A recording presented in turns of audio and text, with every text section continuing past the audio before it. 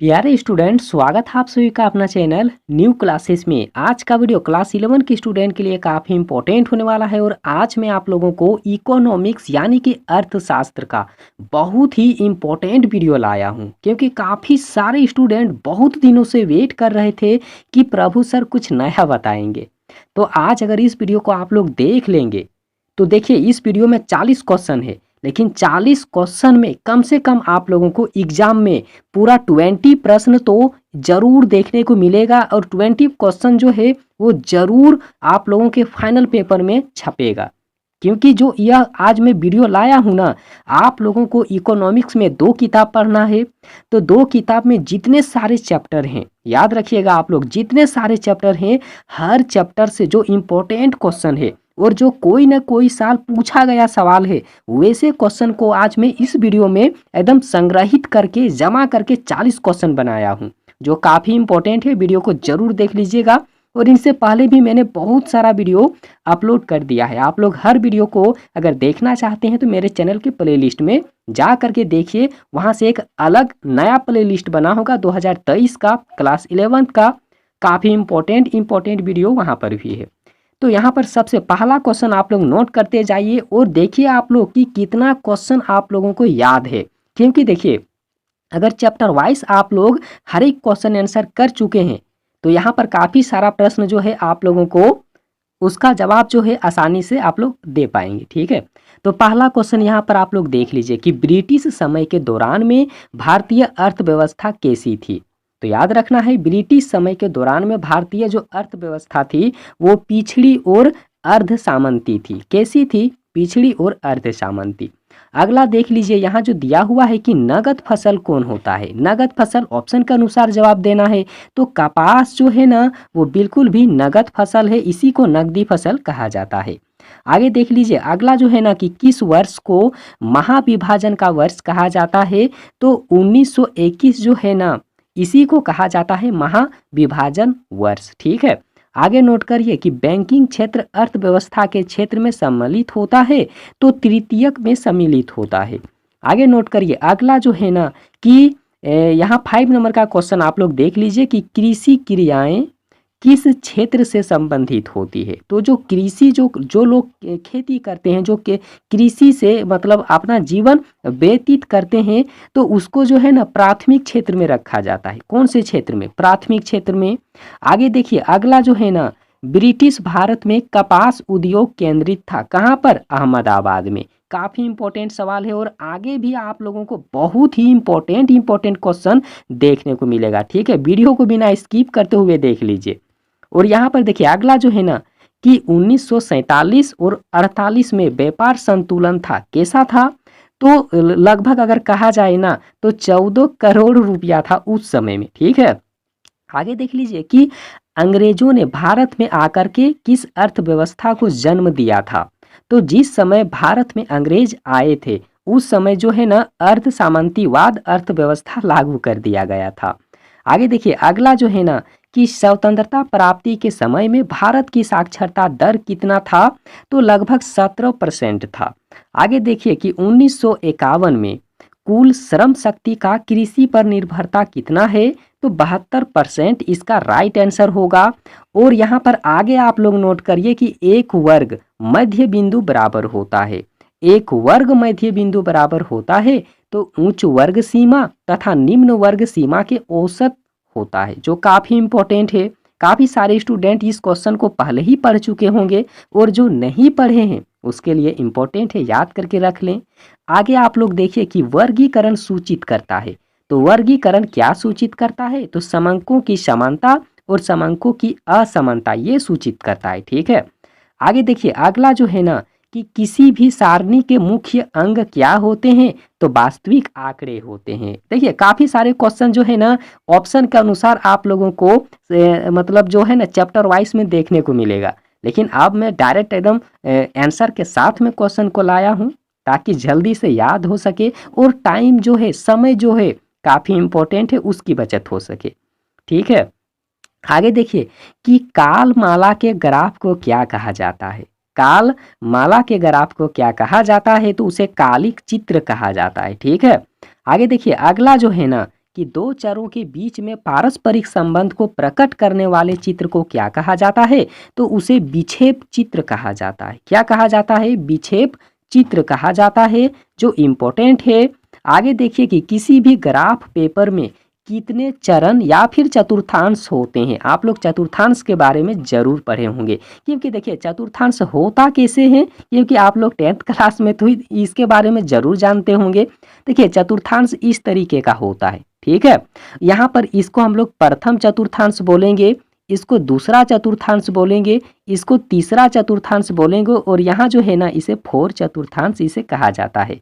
तो याद रखना है किसी भी ग्राफ में ना 4 चतुर्थांश होता है, जो काफी इंपॉर्टेंट है। आंसर देख लीजिए, 4 यहाँ पर होगा।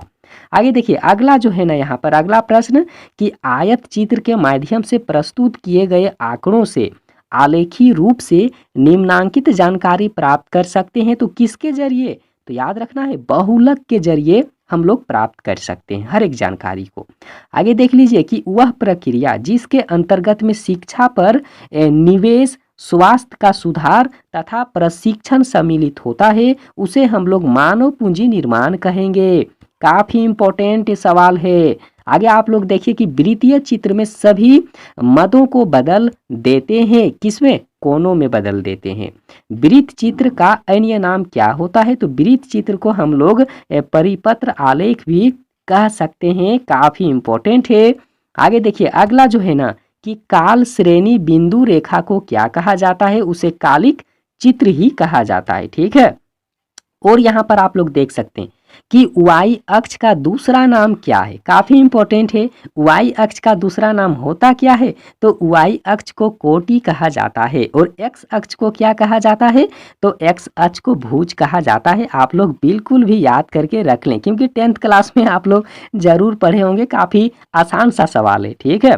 क्योंकि जो पढ़े हैं उसके लिए आसान है, और जो नहीं जानते हैं उसके लिए तो पहाड़ जितना बड़ा है, ठीक है। तो आप लोग हर एक क्वेश्चन को याद करके जरूर से जरूर रख लें। आगे देखिए अगला जो है ना कि मानव विकास सूचकांक 2016 में भारत का स्थान था कितना? 131वां स्थान था। आगे देख लीजिए कि केंद्रीय प्रवृत्ति के माप की संख्या होती है तो कितना? तो 3 होता है।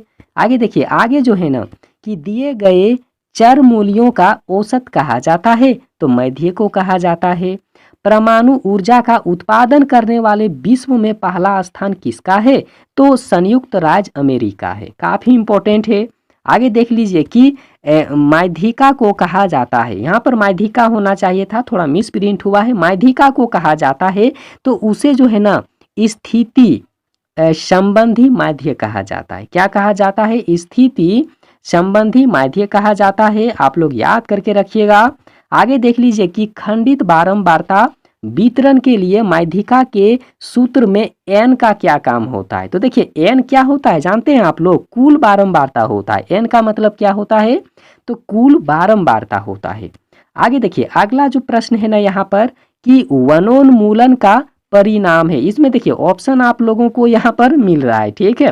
तो वनोन्मूलन का परिणाम होता क्या है? ऑप्शन के अनुसार जवाब देना है। तो देखिए वनोन्मूलन का जो परिणाम होगा ना, वायु प्रदूषण भी होगा, जैव विविधता भी होगा, और क्षरण भूमि भी यहाँ पर होगा। मतलब इनमें से जो सब यहाँ पर है बिल्कुल करेक्ट आंसर है।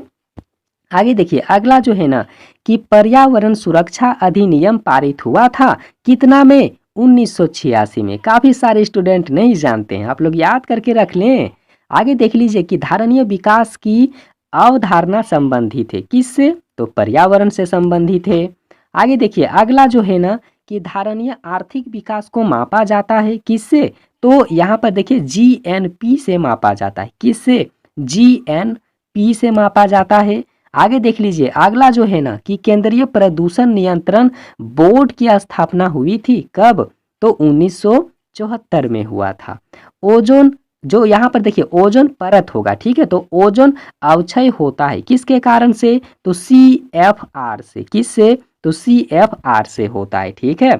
आगे आप लोग देख सकते हैं कि निर्धनता मापदंड के अनुसार शहरी क्षेत्र में कैलोरी उपभोग किया जाना चाहिए तो कम से कम कितना? तो आप लोग याद रखिएगा कम से कम 2100 कैलोरी इसका करेक्ट आंसर होगा। अगला प्रश्न आप लोग देख सकते हैं कि परास का अर्थ क्या होता है? परास का मतलब होता क्या है? तो आप लोग याद रखिएगा, अधिकतम एवं न्यूनतम परीक्षणों के बीच में जो अंतर होता है उसी को परास कहा जाता है। आगे देखिए, अगला जो यहाँ पर प्रश्न है ना कि पदों के विचरण के माप को कहा जाता है, तो उसे मतलब याद रखिए, उसे अपकीरण कहा जाता है। क्या कहा जाता है? उसे अपकीरण कहा जाता है। आगे आप लोग देख सकते हैं जो 38 नंबर का प्रश्न है कि रेखा का ढाल इन चर को दर्शाता है। रेखा का जो ढाल होता है तो कौन से चर को दर्शाता है? तो याद रखिएगा, आश्रित चर और स्वतंत्र चर। काफी इंपॉर्टेंट सवाल है। अगला यहाँ पर प्रश्न आप लोग देख सकते हैं जो 39 नंबर का क्वेश्चन है कि SHG एक है, तो SHG होता क्या है?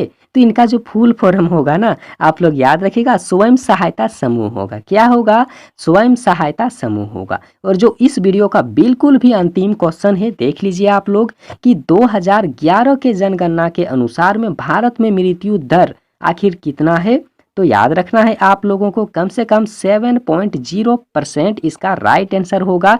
2011 का जनगणना के अनुसार में है, लेकिन अभी देखिए, अभी जो जनगणना होगा ना, तो उसके अनुसार अभी कुछ यहाँ पर डाटा जो है ना ये चेंज हो जाएगा, फिर यहाँ पर अलग होगा, ठीक है। और इसके बाद में भी काफ़ी सारा क्वेश्चन का वीडियो आप लोगों को मिलता रहेगा। आप लोग चैनल को जरूर सब्सक्राइब कीजिए और साथ ही बेल आइकन को जरूर दबाइएगा। और क्योंकि देखिए, इनसे पहले मैंने हर एक वीडियो अपलोड किया है, आप लोग मेरे चैनल के प्ले लिस्ट में जाके देख लीजिए, हर वीडियो आप लोगों को मिल जाएगा जो एग्जाम से रिलेटेड है और काफ़ी इंपॉर्टेंट है। काफ़ी सारे स्टूडेंट मेरे हर वीडियो को देखते हैं, कमेंट भी करते हैं, तो आप लोग भी जाके देखिए। और उस वीडियो में काफ़ी इंपॉर्टेंट क्वेश्चन है, आप लोग याद करके रख लें। और जो क्वेश्चन आप लोगों को समझ में नहीं आता है, आप लोग उसके बारे में हमें कमेंट जरूर करिएगा, तब जाके हम उसको मतलब और बेहतरीन तरीके से आप लोगों को समझा सकें, बता सकें। तो वीडियो देखने के लिए बहुत बहुत धन्यवाद।